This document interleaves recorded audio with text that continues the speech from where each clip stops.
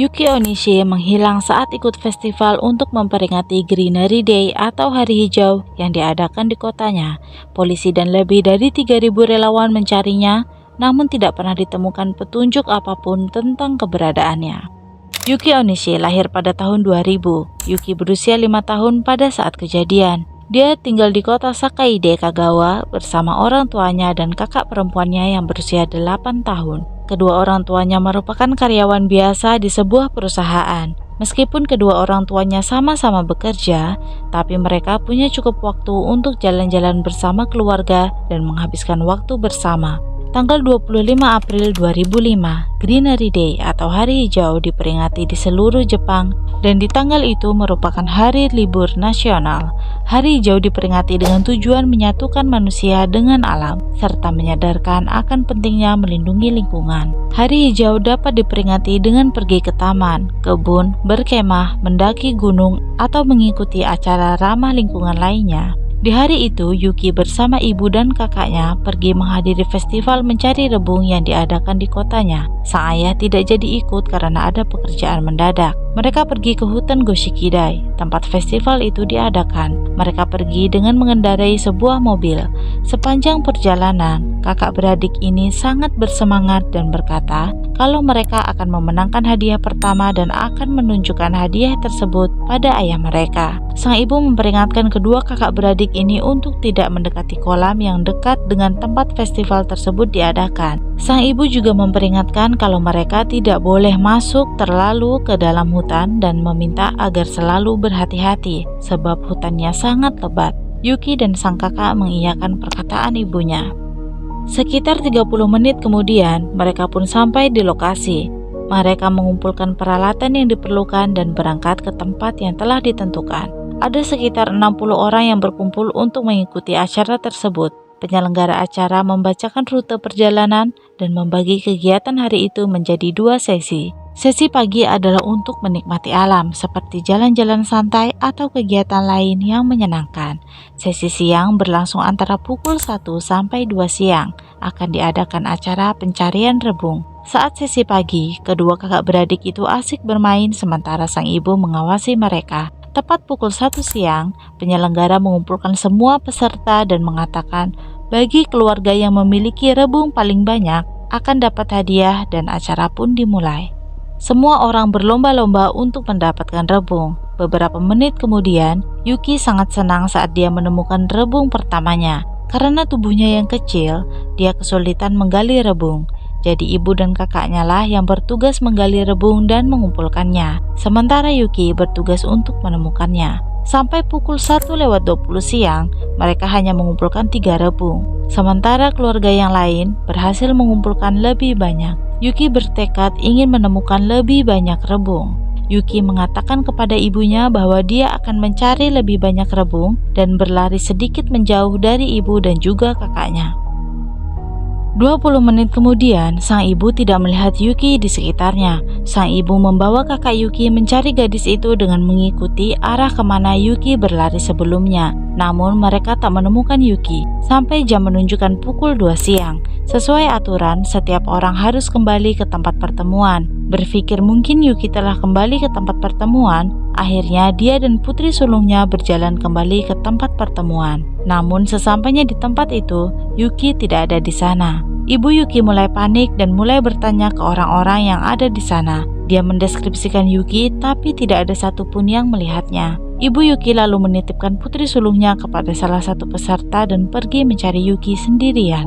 Dia menyusuri kembali jalanan tadi, melihat sekeliling hutan sembari memanggil nama Yuki. Tak berhasil menemukan Yuki, sang ibu kembali ke tempat pertemuan dan melaporkan ke pihak penyelenggara bahwa putrinya hilang. Ibu Yuki menggambarkan Yuki dan pakaian yang dikenakan. Tinggi Yuki 106 cm, beratnya 15 kg, rambutnya hitam dengan gaya rambut bob, mengenakan baju lengan panjang motif garis merah dan oranye, celana biru navy dengan 3 garis oranye, memakai topi merah muda dengan pola bunga di sisi kiri, sepatu pink dengan desain kelinci, dan sarung tangan berkebun putih untuk anak-anak. Pihak penyelenggara memanggil seluruh peserta untuk membantu mencari Yuki. Selama 1 jam lebih, semua orang menyisir hutan namun Yuki masih belum ditemukan. Akhirnya penyelenggara melaporkan hal tersebut kepada polisi. Pada pukul 3:45 sore, polisi tiba di lokasi. Mereka menghentikan festival pencarian rebung dan menutup akses menuju kawasan tersebut.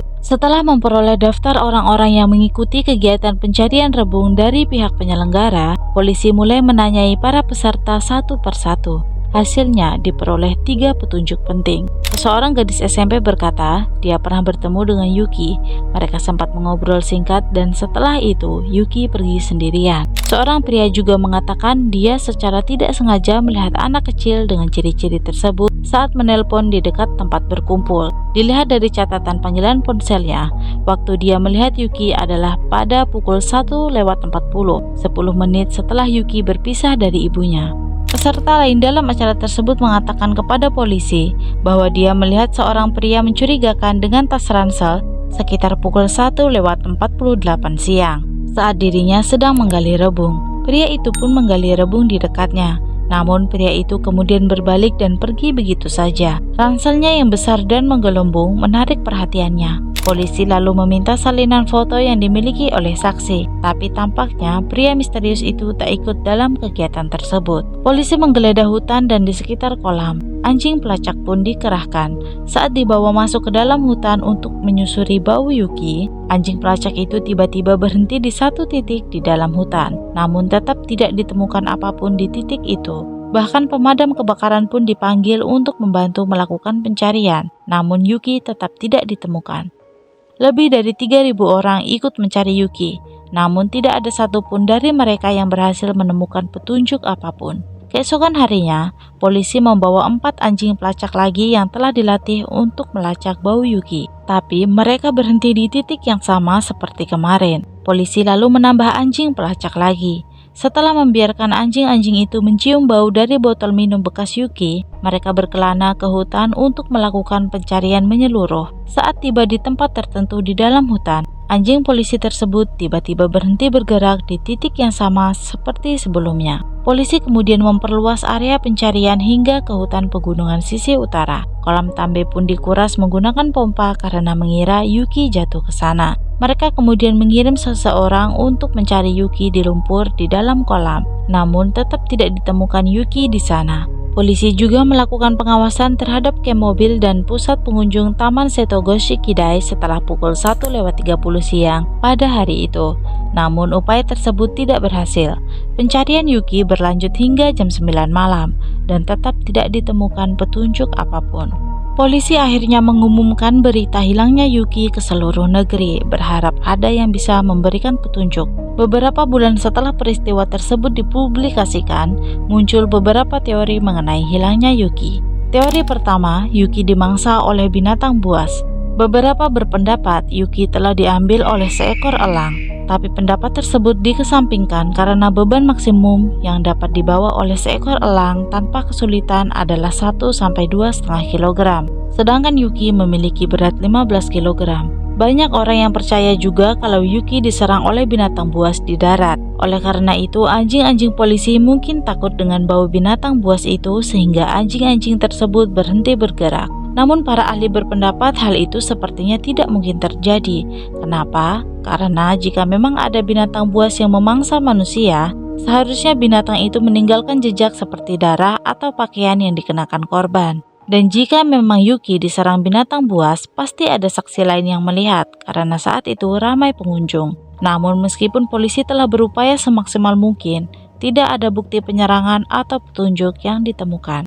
Teori kedua, Yuki tersesat di dalam hutan. Dia pergi terlalu jauh ke dalam hutan untuk menemukan rebung. Tetapi polisi dan para relawan sudah melakukan pencarian jauh ke dalam hutan, namun masih tetap tidak menemukan Yuki. Selain itu, kalau dia tersesat, kemungkinan besar dia akan menangis, dan karena ketakutan, dia mungkin justru pergi lebih jauh masuk ke dalam hutan. Dia mungkin juga kehilangan topi, sepatu, atau pakaiannya robek di semak-semak, tetapi tetap tidak ada jejak semacam itu. Teori ketiga, Yuki diculik oleh seseorang. Pria dengan tas ransel yang dilihat oleh saksi mungkin telah membawa Yuki. Beberapa orang berpendapat pria itu menggunakan sesuatu untuk menaklukkan Yuki, karena akan sulit untuk memasukkan seorang anak berusia 5 tahun dengan paksa. Pasti dia akan berteriak, bergerak, atau membuat keributan, dan pasti orang-orang sekitar akan mendengar. Tetapi di hari itu banyak pula pejalan kaki dan orang yang berkemah di sekitar sana, sehingga memiliki tas ransel bukanlah hal aneh atau mencurigakan. Namun jika teori mengenai pria ransel benar,